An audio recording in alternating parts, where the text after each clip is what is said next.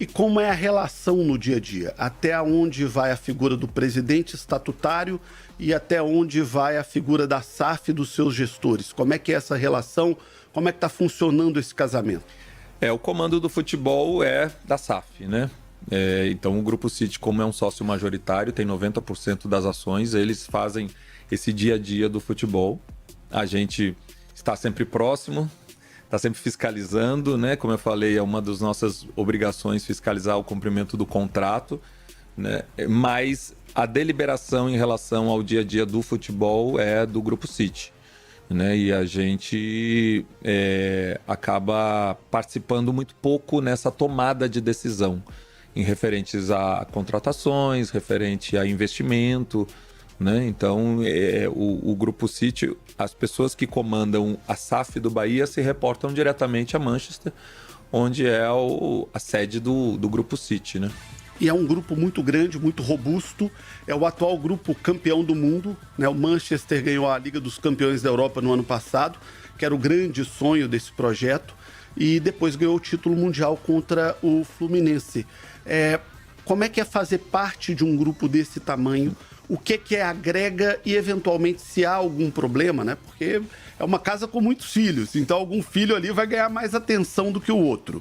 O que tem de positivo e, eventualmente, se há alguma coisa de negativo, o que há?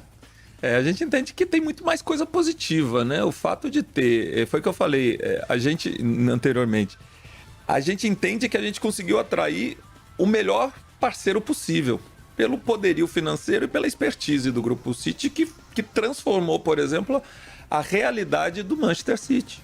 Que quando o Grupo City comprou lá em 2008, o Manchester, o clube inglês fazia mais de 40 anos que não era campeão inglês.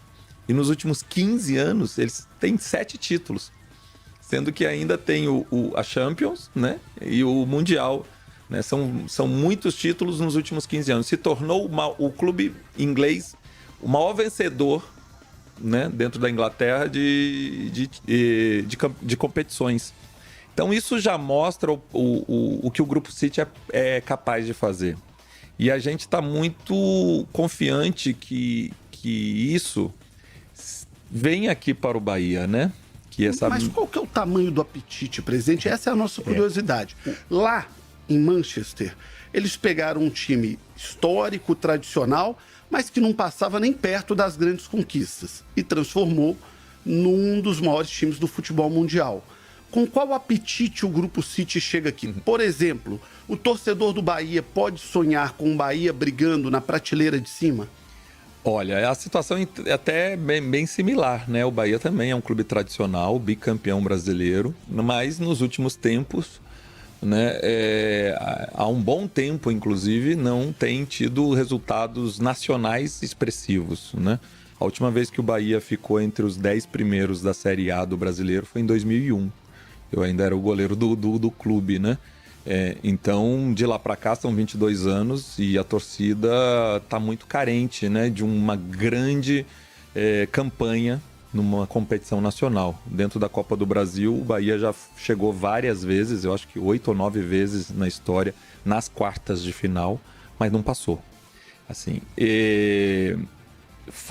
a gente volta a falar, a gente confia que o Bahia vai estar brigando por lugares mais honrosos nos próximos anos. A gente não pode, e não sou eu que tenho essa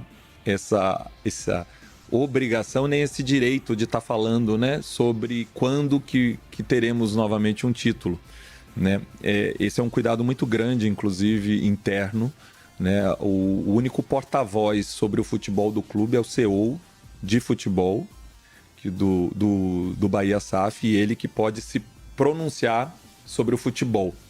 Mas o próprio Grupo City, Ferraz Soriano, que é o CEO do grupo, já deu entrevista sinalizando que é um projeto de 10 anos, né? Então, dentro desse espaço de tempo, a gente acredita que o Bahia vai estar aí brigando por lugares mais honrosos, quem sabe até um título de Copa do Brasil, de Campeonato Brasileiro, voltar a disputar uma Libertadores. Isso é a esperança de todos nós, inclusive os torcedores estão muito ansiosos por isso, né? Principalmente pelo fato de que o Grupo City tem essa capacidade de transformar a realidade do clube, como fez com o Manchester. Agora eu queria falar do Rogério Ceni. Você foi goleiro do Bahia, foi um ídolo no gol do Bahia. O Rogério Ceni foi um dos maiores goleiros do futebol brasileiro. Não entrando na questão técnica da gestão do Rogério, porque a gente sabe que isso é uma responsabilidade, inclusive contratual, do Grupo City. Mas como é que você vê a figura do Rogério, por tudo que ele representou no futebol brasileiro hoje como comandante do Bahia? Vamos lá. Eu preciso falar da minha opinião pessoal sobre o Rogério, né? Eu fui goleiro, então eu sou contemporâneo de Rogério, né? Na verdade, eu acho que eu sou 1 ou 2 anos mais velho que ele. Tive a oportunidade de jogar várias vezes contra o Rogério. Ele não fez gol em mim. Não tomou gol do Rogério? Dos 131, né, que ele fez na carreira, nenhum deles foi em mim. Já pegou pênalti contra ele? Não, também então tá 0-0. Não, tá 0-0. Ele teve a oportunidade de bater falta, mas não teve a oportunidade de bater pênalti. Mas, assim, primeiro expressar minha admiração, que eu já tive a oportunidade, inclusive, de falar pessoalmente, né? Expressar minha admiração, primeiro pelo goleiro que foi, depois pelo profissional que foi, né? O Rogério é um cara que a gente pode dizer que ele não foi só um jogador de futebol, ele foi um atleta, né? E conquistou tudo que poderia ser conquistado, né? Então, um máximo de respeito ao atleta Rogério, né? E a gente está muito feliz de poder ter um treinador agora, né? Numa nova função que ele está, que já é vitoriosa, porque conquistou títulos na maioria dos clubes que passou. Um atleta que é vitorioso. Isso é muito importante para os comandados, né? Para o grupo de jogadores. Você olhar para o seu comandante e você saber que ali tem um cara que já esteve dentro de campo e que já foi campeão. Ele sabe o caminho de ser campeão. Ele se acostumou a ser campeão. Então ele não exige nada menos do que isso nos clubes que ele comanda. E no Bahia não é diferente.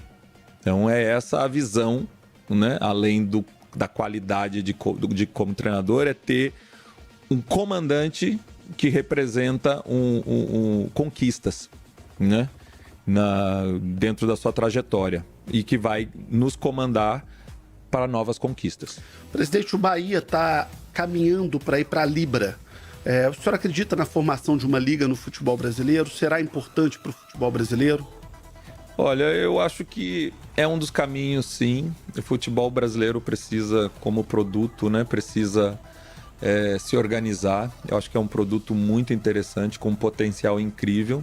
E os clubes precisam se organizar, se entender, para poder as ligas poderem cumprir o objetivo.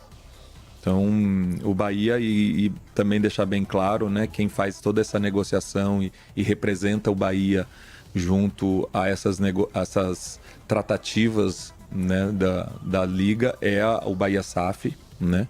Então, tudo que é relacionado a futebol, o representante, né, inclusive a CBF, a Federação Baiana, é um representante da SAF. Mas eu acho que o produto futebol brasileiro precisa se organizar e para isso precisa ter o bom senso, né, dos clubes, né, de entender o produto como um objeto maior do que cada clube, né? Cada clube pertence a esse grande produto. A hora que fortalecer esse produto, eu acho que todas as partes vão ser beneficiadas.